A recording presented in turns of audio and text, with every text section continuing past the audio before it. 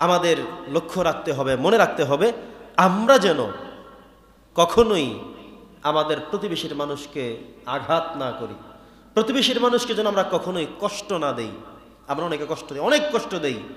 একজন প্রতিবেশীর মানুষ আর একজন প্রতিবেশী যদি খারাপ কমেন্টস করে থাকে, খারাপ কথা বলে থাকে, যে ওর জ্বালায় ঘুমাতে পারি না, ওর জ্বালায় থাকতে পারি না, ওর মতো প্রতিবেশী না হয়ে যদি একজন অন্য ধর্মী লোক হতো আরো ভালো হতো, বলে কিনা এমন?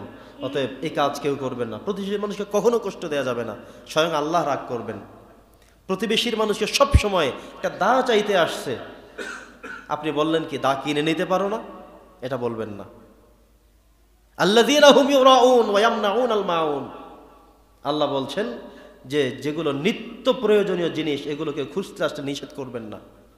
জায়েজ নাই, দা চাইতে এসেছে, তার আগে তো এমন করতো, একটি চেরাগ আরেক বাড়ি থেকে ধরিয়ে নিয়ে যেত, কারণ মেজবাতি বা কিংবা গ্যাস লাইট কেনার মতো তৌফিক ছিল না একটা সময়, মনে আছে আপনাদের? ওই সময় পাশের বাড়ি থেকে নেওয়া হতো, লবণ নেই পাশের বাড়ি থেকে নেওয়া হতো, হাওলাত করে করে করা হতো না এভাবে। এগুলো নিয়ে নিষেধ করতে কখনোই করা যাবে না। নবীজি নিষেধ করেছেন যে এই বিষয়গুলো নিয়ে কখনোই, যে কিনে নিতে পারো না, আমার কাছে আসো কেন, দিতে পারবো না, এগুলো কখনো করা যাবে না।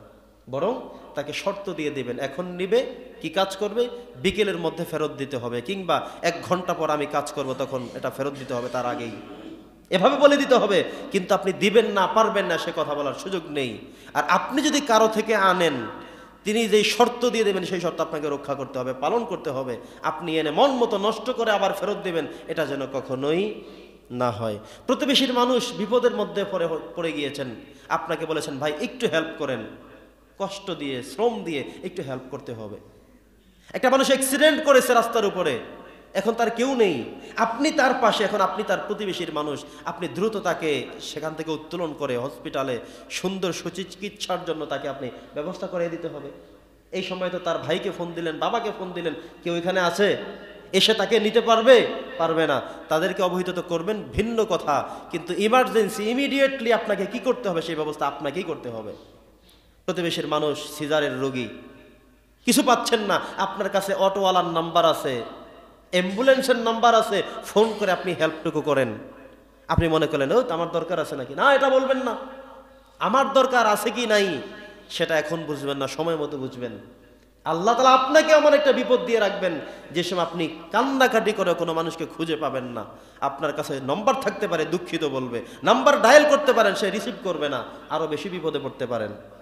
আর যদি আপনি মানুষের সহায় হন, পাশে থাকেন, তাহলে আপনার বিপদের সময়ও আল্লাহ তাআলা তার কুদরতি মাধ্যমে আপনার হেল্পার, আপনার সহযোগিতার লোক আপনার সামনে এসে দাঁড় করে দেবেন। সুবহানাল্লাহ। একটি বিষয় আমি স্পষ্ট করে বলছি, মনে রাখবেন সবাই, আপনি আমি কখনোই আমরা যাদের উপকার করব এই নিয়ত থেকে উপকার করবেন না যে আজকে তোমার জন্য করলাম, কালকে তুমি আমার জন্য করবা। কথা বোঝেন নাই? এই নিয়তে কেউ কখনো উপকার করবেন না। আজকে তোমাকে আমি এটা হাওলাত দিলাম, আবার আমি বিপদে বলে তুমি হাওলাত দিবা, এই নিয়তে কখনো করবেন না। আজকে আমি তোমাকে চা খাওয়াইলাম, কালকে তুমি আমাকে খাওয়াইবা, এই নিয়তে করবেন না। আজকে তোমার জন্য আধা ঘন্টা ব্যয় করলাম, কালকে তুমি আমার জন্য আধা ঘন্টা ব্যয় করবা, বা কালকে আধা ঘন্টা ব্যয় না করলে খোটা দিবেন না যে গতকালকে তোমার জন্য আধা ঘন্টা আমি দাঁড়িয়েছিলাম, আজকে তুমি আমার জন্য 5 মিনিট দিতে পারবা না, এটা বলবেন না। তাহলে আপনি যেই সওয়াবের অধিকারী হয়েছেন বিনষ্ট হয়ে যাবে, ধূলিসাৎ হয়ে যাবে। আপনি কি করবেন? তার উপকার করবেন শুধু লিওয়াজহিল্লাহ, লিরিদাই রব্বি, আল্লাহর সন্তুষ্টির জন্য করবেন। কার সন্তুষ্টির জন্য? মানুষের উপকার করবেন, হাওলাত দিবেন, যাই করবেন, সন্তুষ্ট শুধুমাত্র একজনকে, তিনি কে? আল্লাহ। আল্লাহর জন্য করবেন, আবার আপনার বিপদের দিনে আল্লাহ তাআলা অন্য একজন দিয়ে তার থেকে বেশি আপনাকে হেল্প করে নেবেন। সুবহানাল্লাহ। বোঝেন নাই? আপনি আমার উপকার করছেন বিধায় আমিই করতে হবে এমনটা নয়, হয়তো আমি করি নাই আজকে, কিন্তু এমন অন্য একজন করেছে, আমি করার থেকে অনেক বেশি কিছু করেছে। তাইলে সবসময় মানুষের উপকার করব কার সন্তুষ্টির জন্যে? আল্লাহর সন্তুষ্টির জন্য করব। তাহলে আবার আপনি বিপদে পড়লে আল্লাহ তাআলা অন্যভাবে সাপোর্ট দিয়ে আপনাকে এটা পৌঁছিয়ে দিবেন। আল্লাহর জন্য করতে হবে। কার জন্যে? মনে থাকবে আমাদের।